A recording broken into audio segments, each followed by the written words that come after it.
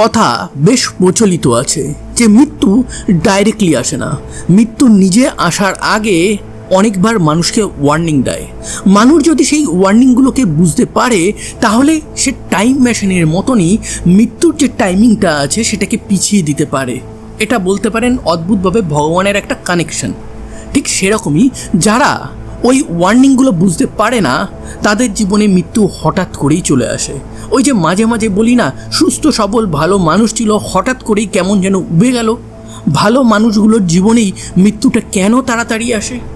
এটার কারণ তারা মৃত্যুর সেই ওয়ার্নিংগুলোকে বুঝতে না পেরে সেগুলোর উপর ওয়ার্কআউট না করে জীবনটাকে মৃত্যুর উপরেই ছেড়ে দেয়। কিন্তু আমরা তো মানুষ, রক্ত মাংসের মানুষের সবথেকে বড় প্রবলেম হচ্ছে তাদের একটা মন আছে এবং এই মনের জন্যই তাদের এমন অনেক কাজ করতে হয় যেটা তাদের রিস্কে ফেলে। নীরজা শর্মা, রাজস্থানের জয়পুরে তার বাড়ি। কয়েক বছর আগে পর্যন্ত তার লাইফটা একদম সেটেলড ছিল, ভালো ছিল। সে তার হাজব্যান্ড এবং 2 সন্তানের সাথে সুন্দর একটা লাইফ কাটাচ্ছিল। কিন্তু হঠাৎই তার হাজব্যান্ডের মৃত্যুর পর থেকেই লাইফটা যেমন কেন ওলট পালট হয়ে যায়। সবসময় নীরজা মনে করতে থাকে যে তার জীবনে একটা হুমকি আছে, কেউ বা কারা তাকে যেন মারতে চায়। সে তার নিজের ভাইকে ফোন করে বলেছিল যে আমার মৃত্যু যে কোনো সময় হতে পারে, তো আমার মৃত্যুর পর অন্তত আমার সন্তানটাকে ভালো করে দেখাশোনা করে তোরা রাখিস। আমি ছাড়া ওর জীবনে কেউ নেই, ওর অনেক হেল্প চাই, ও ঠিক করে কথা বলতে পারে না, ঠিক করে কোনো কিছু বুঝতেই পারে না। নীরজা শর্মার যে 2 সন্তান ছিল তার মধ্যে সবথেকে যে বড় সন্তান, যার নাম হচ্ছে আয়ুষী শর্মা, সে লাস্ট ইয়ার পড়ছে। তার লাইফ আস্তে আস্তে সেটেলমেন্টের দিকে যাচ্ছে। কিন্তু তার যে আর এক সন্তান ছিল যার বয়স মাত্র 12 বছর, সে স্পেশালি এবেলড একটা মানুষ, ঠিক করে কথা বলতে পারে না, ঠিক করে বুঝতে পারে না। নীরজা শর্মার বিয়ে হয়েছিল 1996 সালে। এর পর থেকে তার লাইফ খুবই ভালো ছিল। প্রথম তাদের এক কন্যা সন্তান লাভ হয় এবং তারও কয়েক বছর পর তাদের এক পুত্র সন্তান হয়। পুত্র সন্তান স্পেশালি এবেলড ছিল, তাকে স্পেশালি টেক কেয়ার করতে হতো। কিন্তু এরপর নীরজা শর্মা হ্যাপি ছিল। তার হাজব্যান্ড বিজয় শর্মা রাজস্থানের জয়পুরে একটা কোর্টের ক্লার্ক ছিল, মোটামুটি ভালোই ইনকাম ছিল। তার সাথে সাথে বিজয় শর্মার যে পৈতৃক প্রপার্টি আছে সেটার পরিমাণও অনেক ছিল। 2026-এ এসে পৈতৃক সেই সমস্ত প্রপার্টির ভ্যালুয়েশন নেয়ার অ্যাবাউট 14 কোটিতে এসে দাঁড়িয়েছিল। তার মানে বুঝতে পারেন অর্থনৈতিক কোনো প্রবলেম নীরজা শর্মা, বিজয় শর্মা এবং তাদের সন্তানদেরকে ফেস করতে হয়নি। কিন্তু 2025-এর মার্চ মাসে নীরজার জীবনে এক অন্ধকার অধ্যায় নেমে আসে। তার হাজব্যান্ডের মৃত্যু হয়। 2024-এর ডিসেম্বরে তার হাজব্যান্ডের স্ট্রোক হয়েছিল এবং তারপর থেকেই প্রত্যেকটা দিনই তার হাজব্যান্ডের লাইফটা একটু একটু করে কমতে থাকে। এই জিনিসটা নীরজা শর্মা নিজের চোখে দেখে এবং কষ্ট পেতে থাকে। কিন্তু কিছু তো করার নেই, নিয়তিতে যার যখন মৃত্যু লেখা আছে সেটাই নাকি হবে। তো সেই মোতাবেকই 2025-এর মার্চে নীরজার হাজব্যান্ড বিজয় শর্মার মৃত্যু হয় এবং তারপর থেকেই নীরজার সাথে তার মেয়ে যে লাস্ট ইয়ার পড়ছিল তার সাথে প্রচণ্ড ঝামেলা হতে থাকে। আয়ুষী একটাই ডিমান্ড ছিল যে তার বাবা যে সরকারি চাকরি করত সেই সরকারি চাকরি তার মৃত্যুর পর কে পাবে। যেহেতু বিজয় শর্মা চাকরি করতে করতেই সেই সময় রিটায়ারমেন্টের আগেই তার মৃত্যু হয়েছে, সেহেতু একটা নিয়ম আছে কম্প্যাশনেট সার্ভিস, মানে ফ্যামিলির কেউ সার্ভিস করছিল, তো সেই কাজের দরুন তার মৃত্যু হলে তার ফ্যামিলির নিয়ারেস্ট কেউ জবটা পায়। এই জবটার হকদার ছিল আয়ুষী শর্মা, সেটা সে সবসময় মনে করত। কিন্তু তার মামা মাঝপথে চলে এসে নীরজাকে বোঝায়, দেখ আয়ুষী, সে LLB করেছে, লাস্ট ইয়ার পড়ছে, অ্যান্ড এরপর সে কোর্টে প্র্যাকটিস করবে, সে লাখো লাখো টাকা কামাতে পারবে, তার কাছে অনেক অপরচুনিটি আছে, তার টাইমও আছে। কিন্তু নীরজা, তোমার যে একটা সন্তান আছে যে স্পেশালি এবেলড, তাকে কে দেখবে? তার কথা কি একবার ভেবেছো? তো তুমি তোমার হাজব্যান্ডের জবটা নাও, তাহলে তুমি তোমাকে এবং তোমার যে স্পেশালি এবেলড সন্তান আছে তাকে সামলাতে পারবে। নীরজা প্রথমে তো এই জবটা তার মেয়েকেই দিতে চেয়েছিল, কিন্তু এই মুহূর্তে এসে সে ভাবে যে হ্যাঁ, ভাই তো ঠিকই বলেছে, এই জবটা তো আমারই নেওয়া উচিত। সে এই জবটা নিয়ে নেয় এবং এরপর থেকেই মেইনলি মা এবং মেয়ের মধ্যে দ্বন্দ্ব চরমে ওঠে।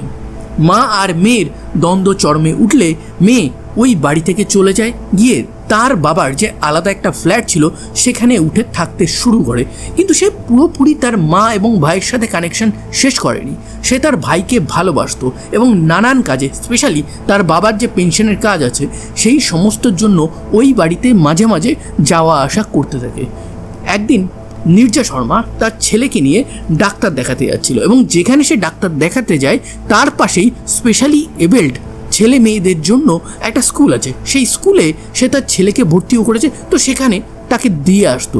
এবং এইটুকু টাইম সে যখন বাড়ি থেকে বেরোতো তার মনে একটা ভয় লেগে থাকতো। সে বারবার ভাবতো তাকে যেন কেউ একটা পিছু করছে, তাকে যেন কেউ একটা মারার চেষ্টা করছে। একদিন সে যখন বেরিয়েছে তাকে একটা গাড়ি পিছু করছিল এবং পিছুটা এমনভাবেই করছিল যেন গাড়িটা ডাইরেক্টলি এসে তাকে ধাক্কা মারবে। কিন্তু যেহেতু বাজার এবং বাজারে প্রচুর লোক আছে, গাড়িটা তাকে ধাক্কা মারতো না। এবং এই জিনিসটা সে তার ভাইকেও বলে। তার ভাই তাকে বোঝায় যে তুমি এটা ভুল ভাবছো, তোমার হাজব্যান্ড মারা যাওয়ার পর তুমি মানসিক অনেক প্রেশারে আছো, তো এইসব বেশি কিছু ভেবো না। কিন্তু নীরজা বুঝতে পেরেছিল তার মৃত্যু খুব কাছাকাছি আছে। সে তার ভাইকে ফোন করে বলেছিল যে আমার কিছু হয়ে গেলে আমার সন্তানদেরকে তুমি দেখো। এরপরে একদিন হঠাৎই দিনের দুপুরে তার বাড়িতে পাথর ছোড়া হয়। দেখা যায় সিঁড়ির উপর কিছু একটা পুতুল টাইপের জ্বলছে, যেন কেউ একটা রিভেঞ্জ নিতে চাইছে। কিন্তু কে, এই কথাটাও সে তার ভাইকে বলে।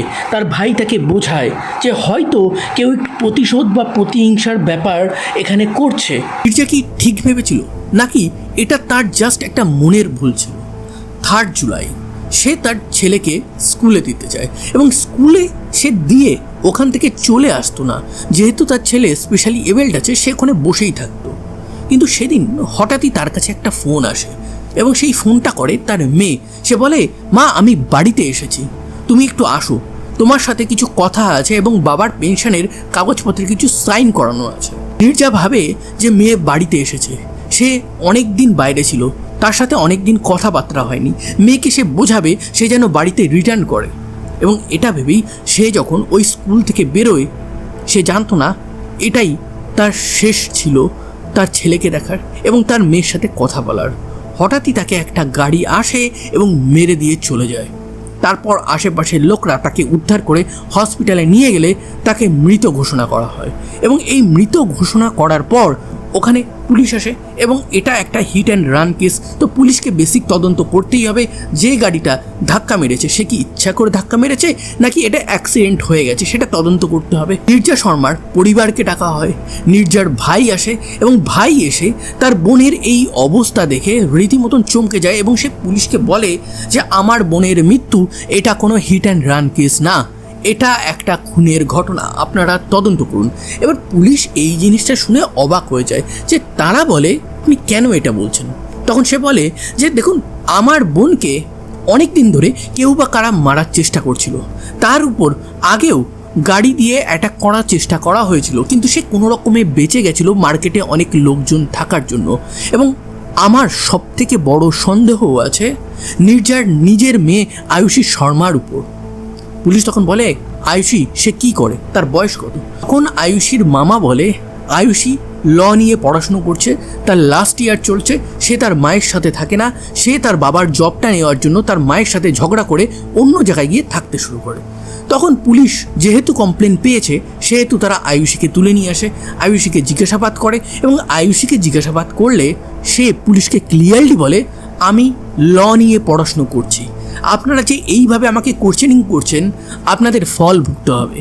এবার যখন আয়ুষীকে এই সমস্ত জিজ্ঞাসা করার পর আয়ুষীর এই রকম রিপ্লাই আসে তখন পুলিশেরও মনে হয় যে এ তো কিছু একটা জানে, না হলে নর্মালি আমরা একটা কোশ্চেনিং করার জন্য তাকে ডেকেছিলাম, তার মামা কমপ্লেন করেছে সেহেতু, কিন্তু সে আমাদের এইভাবে কেন থ্রেট দিল।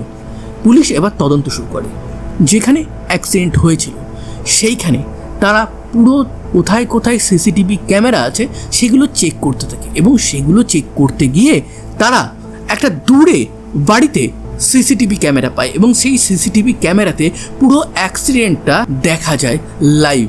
এবং সেই অ্যাক্সিডেন্টের পুরো ব্যাপারটা দেখতে গিয়ে পুলিশ একটা জিনিস লক্ষ্য করে যে কালো রঙের স্করপিও গাড়িতে নীরজা শর্মাকে ধাক্কা মারা হয়েছিল সেই গাড়িটা অনেকক্ষণ আগে থেকেই ওই রাস্তাতে বেশ কয়েকবার যাতায়াত করেছে। ওই রাস্তাতে ওইটুকুর মধ্যে কেন ওই গাড়িটা বারবার চলাফেরা করেছে। তারপরে সবথেকে বড় ব্যাপার, hit and run case mainly কখন হয়? যখন গাড়িটা খুব স্পিডে থাকে, নিজেকে কন্ট্রোল করতে পারেনি, মেরে দিয়ে চলে গেছে। কিন্তু এই ক্ষেত্রে গাড়িটার স্পিড ছিল মাত্র 15 কিলোমিটার পার আওয়ার, মানে একদমই আস্তে বলতে পারেন। কোনো একটা গাড়ি এত আস্তে হিট অ্যান্ড রান কী করে করতে পারে? তারপর পুলিশ দেখে যে ওই এরিয়াতে, ওই জায়গাতেই দুটো বাইক অনেকক্ষণ ধরে দাঁড়িয়েছিল। তারা যেন কারোর সাথে কথা বলছে। এবার কার সাথে কথা বলছে, তারা কে, সেগুলো তো পরে জানা যাবে। কিন্তু ওই বাইকগুলো অ্যাক্সিডেন্ট হয়ে যাওয়ার পর ওই স্থান থেকে সঙ্গে সঙ্গে চলে যায়। অত বড় একটা অ্যাক্সিডেন্ট হলো, সবাই দৌড়ে এলো, কিন্তু ওই বাইকে বসে থাকা লোকগুলো একবারও পিছন ফিরে তাকালো না। এটা কেমনভাবে হয়? তো পুলিশের এখানে ক্লিয়ারলি সন্দেহ হয়। পুলিশের এবার মেইন কাজ অ্যাক্সিডেন্ট স্পটে থাকা ওই দুটো বাইক এবং ওই স্করপিও গাড়িটাকে খুঁজে বার করা। পুলিশের একটা টিম ওই গাড়িটাকে খুঁজতে শুরু করে। যেহেতু নির্জার ভাই তার নিজের ভাগ্নির উপর সন্দেহ প্রকাশ করেছিল, সেহেতু তার ভাগ্নির মানে আয়ুষী শর্মার যে কল ডিটেল রেকর্ড আছে সেটা পুলিশ ভালো করে চেক করতে থাকে। এবং সেটা চেক করতে গিয়ে তারা দেখে যে আয়ুষী শর্মা যে সময় অ্যাক্সিডেন্ট হয়েছিল সেই সময় ওই লোকেশনে ছিল না, কিন্তু কেউ বা কারা তাকে লাইভ লোকেশন পাঠিয়েছিল। লাইভ লোকেশনটা সেটারই ছিল যেখানে তার মায়ের অ্যাক্সিডেন্ট হয়েছিল। তারপর লাস্ট কয়েকদিনে আয়ুষী এবং তার জেঠুর ছেলে বলরামের মধ্যে প্রচুর কথা হয়েছে। এবার বলরাম সে কে, তার ব্যাপারে পুলিশ তখনও তেমন কিছু জানে না।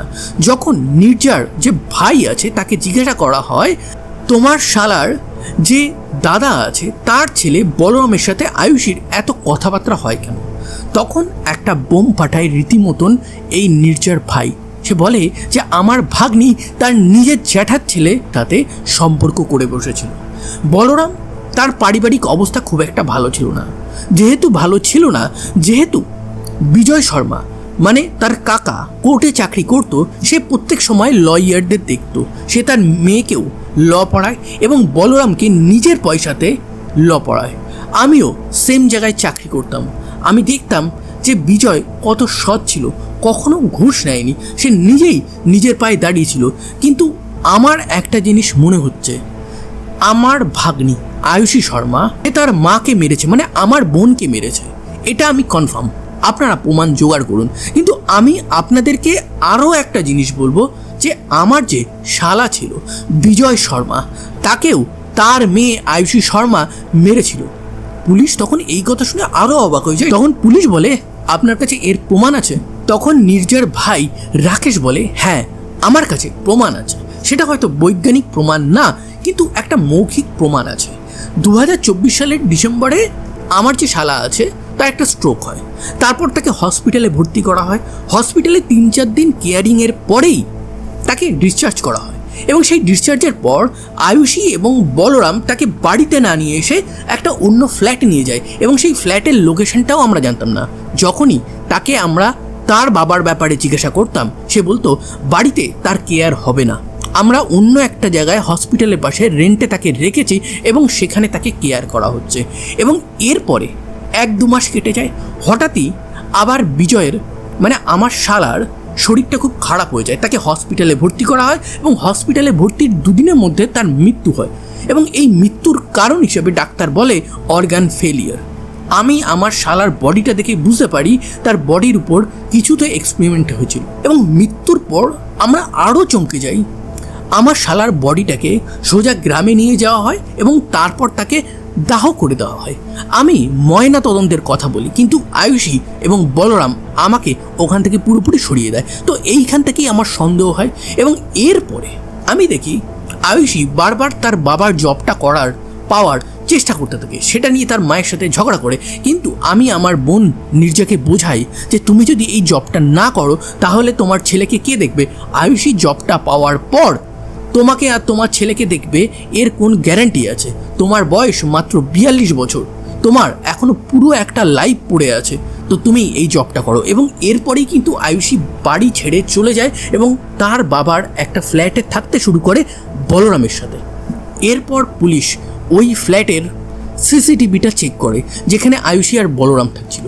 সেখানে তারা দেখে যে লাস্ট কয়েকদিন এই বাড়িতে বেশ কয়েকজন লোক এসেছে এবং অ্যাক্সিডেন্টের এই ঘটনার পর বেশ কয়েকজন ওই বাড়িতে যায় এবং হঠাৎই হুড়ুমুড়িয়ে তারা বেরিয়ে যায়। এবার আয়ুষীকে পরপর যখন সমস্ত প্রমাণ মানে কল ডিটেল রেকর্ড, তার টাকা লেনদেন 7 লাখ টাকা সে তুলেছিল, সেটা একজনকে দিয়েছিল, সেটা কে ছিল, বলরামের সাথে তার অনেক কথা, লিভ ইন রিলেশনশিপ, তাও আবার জ্যাঠার ছেলের সাথে, 7 জন ভাড়াটে খুনির সাথে বলরামের কানেকশান, এই সমস্ত প্রমাণ যখন এক এক করে আয়ুষীকে এবং বলরামকে দেখানো হয় তখন আয়ুষী বলে, আমার মা একজন চরিত্রহীনা মহিলা ছিল, সে আমার বাবাকে মেরেছে এবং বাবার মৃত্যুর পর সে অন্য একজনের সাথে সম্পর্ক করা শুরু করেছিল। এই কারণেই আমি চাকরিটা চাইছিলাম, না হলে সেই ব্যক্তি সমস্ত প্রপার্টি আমাদের নিয়ে নিত। পুলিশ এই কথাটা বিশ্বাস তো করেনি, কিন্তু যেহেতু যার উপর সন্দেহ আছে সে এই কথাগুলো বলছে, সেহেতু পুলিশ মির্জা শর্মার কল ডিটেল রেকর্ড দেখে এবং সেখানে তারা দেখতে পায় একদম সমস্ত কিছু ক্লিয়ার। তখন বুঝতে পারে আয়ুষী আর বলরাম গল্প বানাচ্ছে। এবার আয়ুষী আর বলরামকে অ্যারেস্ট করে পুলিশ কাস্টাডিতে নেওয়া হয়। এই সময় একটা ঘটনা ঘটে। আয়ুষীকে রিপোর্টাররা জিজ্ঞাসা করে যে আপনি আপনার মাকে কেন খুন করেছেন, আপনি কি খুন করেছেন? আয়ুষী পুলিশ থানার সামনে একটা পুলিশের পাশে দাঁড়িয়ে আছে এবং সে একটা অদ্ভুত নজরে রিপোর্টারদের দিকে তাকিয়ে আছে, যেন সবাইকে বলছে যে বেশ করেছি, তোরা যা পারিস করে নে। পর সে থানার ভিতরে চলে যায়। সব ভাড়াটে খুনি ছিল, তাদের 7 জনকে পুলিশ অ্যারেস্ট করে বলরাম আর আয়ুষীর সামনে বসানো হয়।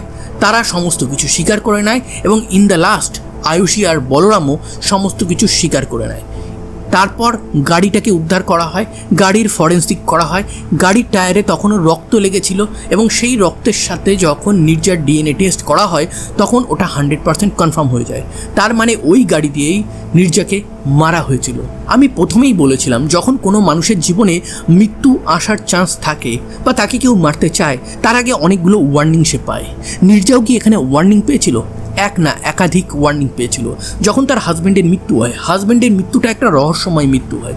তারপর তার মেয়ে হঠাৎ করেই চেঞ্জ হয়ে যায়, কিন্তু মেয়ে চেঞ্জ হয়ে অন্য জায়গায় চলে যাওয়ার পরেও সে কিন্তু বাড়িতে আসতো।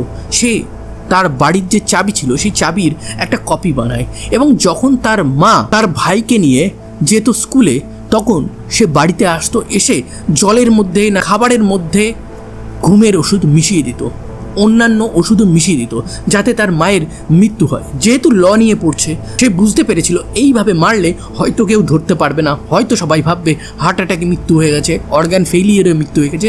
যেভাবে তার বাবারও সে ঘটিয়েছিল সেইভাবেই সে তার মায়ের মৃত্যুটা প্ল্যান করছিল, জাস্ট জব এবং সম্পত্তি পাওয়ার জন্য। কিন্তু তার মা বুঝতে পেরে গেছিল, এই কারণে সে সেই চাবিটা চেঞ্জ করে দেয়, দরজার লকটা চেঞ্জ করে দেয় এবং সে তার ভাইকে আর কিছু প্রতিবেশীকে পুরো ব্যাপারটাও বলে। এই কারণে প্রত্যেকটা ভিডিওর লাস্টে আমি বলি আনন্দে থাকবেন আর সতর্ক থাকবেন। তো যাই হোক, আপাতত আয়ুষী শর্মা, বলরাম শর্মা এবং বাদবাকি যে 7 জন এই খুনের সাথে জড়িত আছে প্রত্যেকেই জেলে আছে। পুলিশের কাছে অনেক প্রমাণ আছে, দেখা যাক কে কতটা শাস্তি পায়। এবার এইখানে সবথেকে বড় টুইস্ট হতে পারে, যেহেতু আয়ুষী এখানে ক্রাইম করেছে কিন্তু এই ক্রাইমের সে হেল্প নিয়েছে বলরামের, সে বলরামের উপর সমস্ত দোষ দিয়ে নিজে বেইল পেয়ে বেরিয়ে আসতে পারে। তারপর সে তো আইনের স্টুডেন্ট, আইনের সমস্ত মারপ্যাচ সে জানে। কিন্তু এখানে আরও একটা কোশ্চেন আসতে পারে, এই বলরামকে কি সে সত্যি সত্যিই ভালোবাসতো নাকি জাস্ট ইউজ অ্যান্ড থ্রো করার প্ল্যান করেছিল?